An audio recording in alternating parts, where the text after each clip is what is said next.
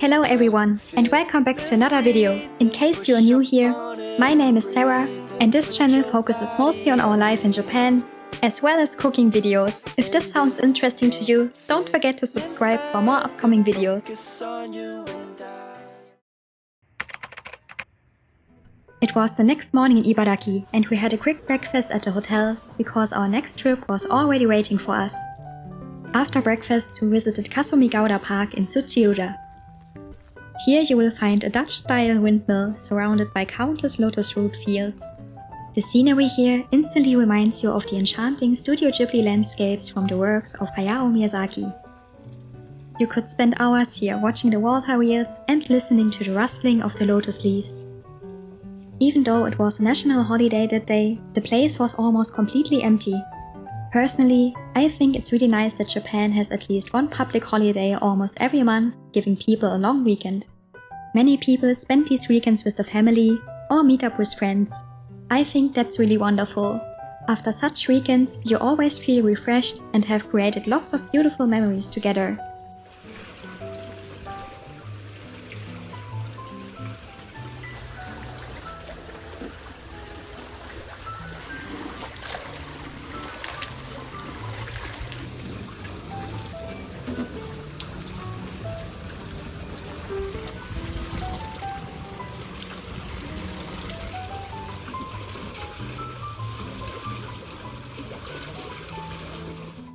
In the water canals around the water wheels, we also found many turtles living there.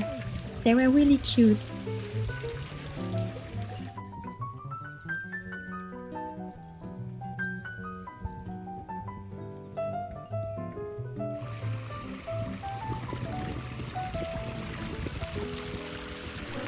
If you climb the stairs of the windmill, you will also be rewarded with a wonderful view of Lake Kasumigaura. In April, the sea of tulips blooms right in front of the windmill. But the lotus flower season from June to July is also a fantastic time to visit.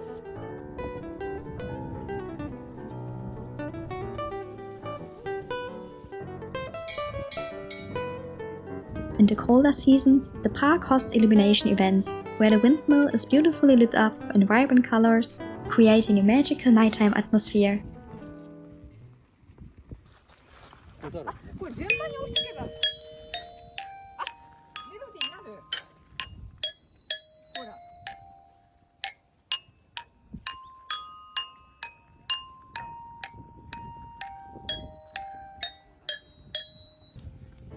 Around noon, we made our way to our next destination, the Ushiku Daibutsu.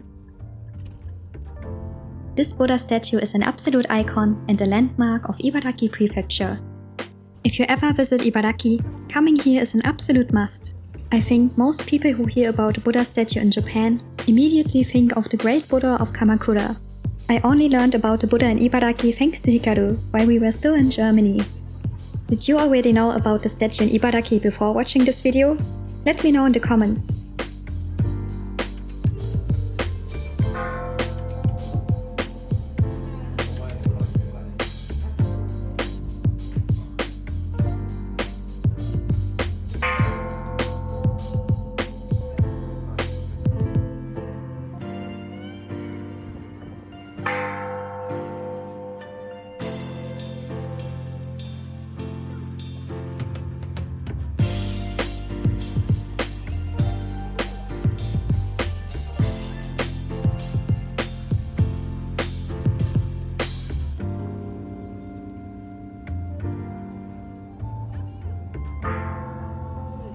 Personally, I find the Ushiku Daibutsu is far more impressive than the Kamakura Buddha, and I think you will understand why very soon. The statue holds a few surprises. For now, just take note of the 3 slits on his chest as a first clue.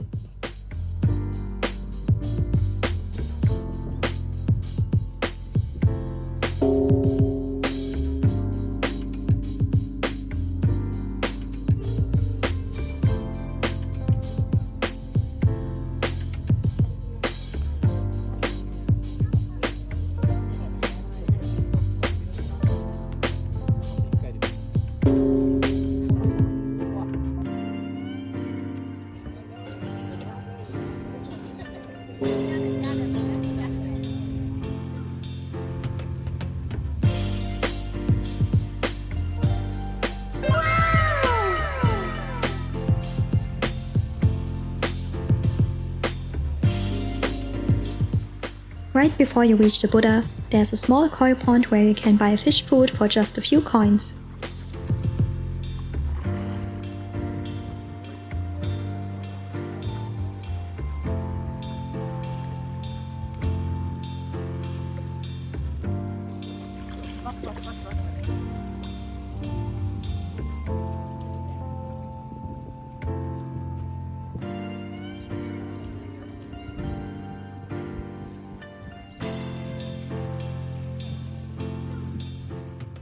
We made our way to the entrance of the Daibutsu. And yes, you heard that right. This Buddha has an entrance you can walk into.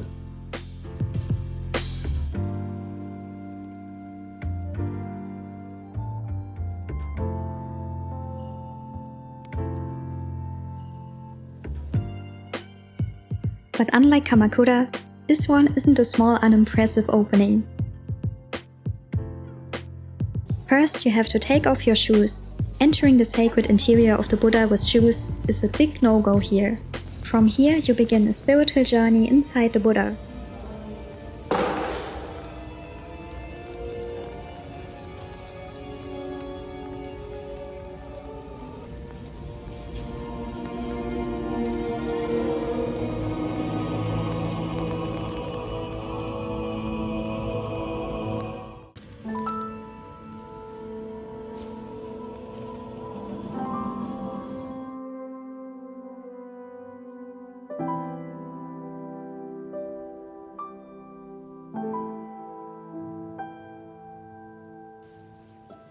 There's also an elevator inside. We are now on the second level of the Buddha. There's a small exhibition here. As you can see, the Ushiku Daibutsu measures 120 meters from its base to the top of its head, 3 times taller than the Statue of Liberty, completely overshadowing the Kamakura Buddha, which is only around 15 meters tall.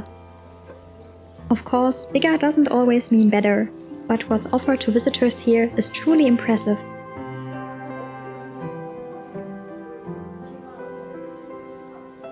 In the exhibition, you can learn more about how the statue was built,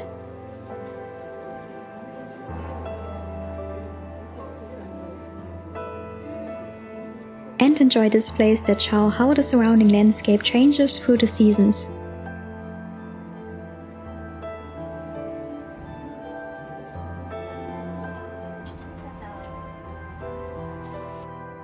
Do you remember the 3 slits on the Buddha's chest? On the 4th level, you can actually look out from them.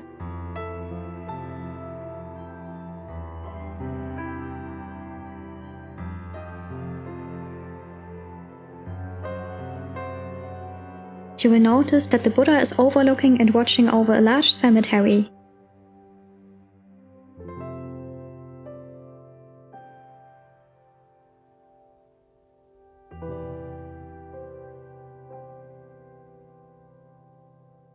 On clear days, you can even spot Mount Fuji from here. Unfortunately, we weren't so lucky on this day. This floor also has a souvenir shop with some really cool items.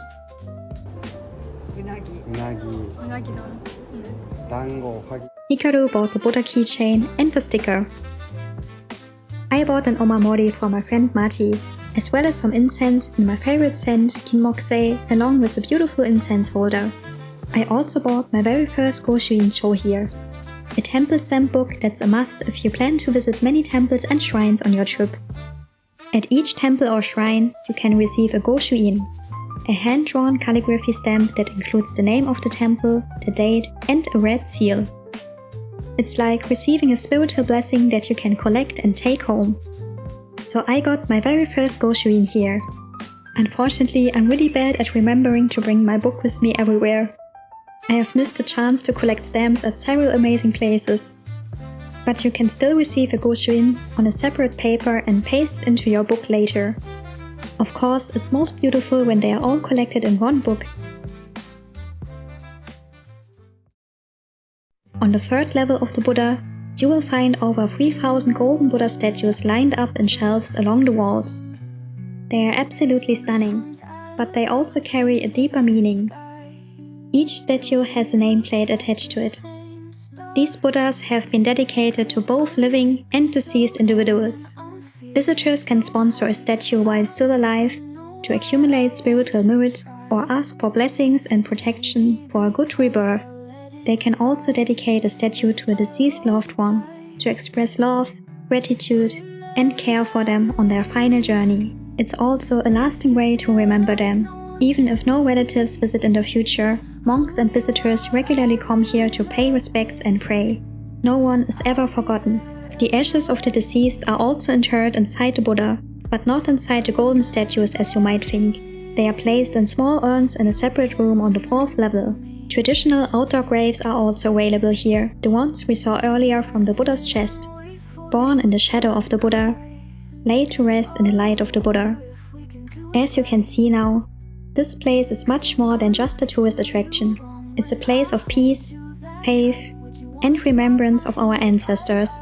So if you ever visit, please show it the respect it deserves.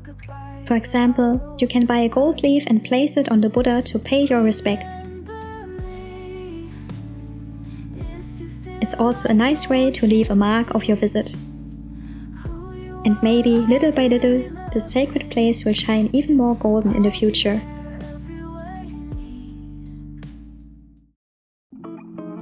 At the end of our visit, we also watched the monkey show, which is included in the entrance fee. There's also a small petting zoo, also free to access with your ticket.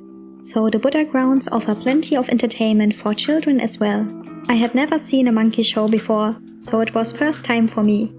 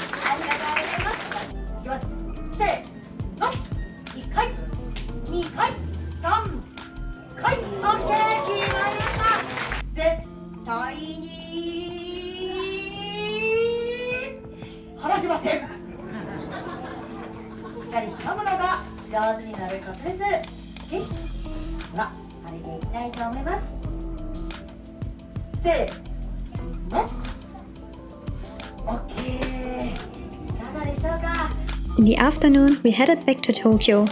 Once we arrived, we met up with some old friends from Germany who were visiting Japan, as well as some German-Japanese friends who live here. This was all for today's vlog. Don't forget to like and subscribe, and if you're thinking about becoming a member, it would really help the channel a lot. And see you next time. Bye!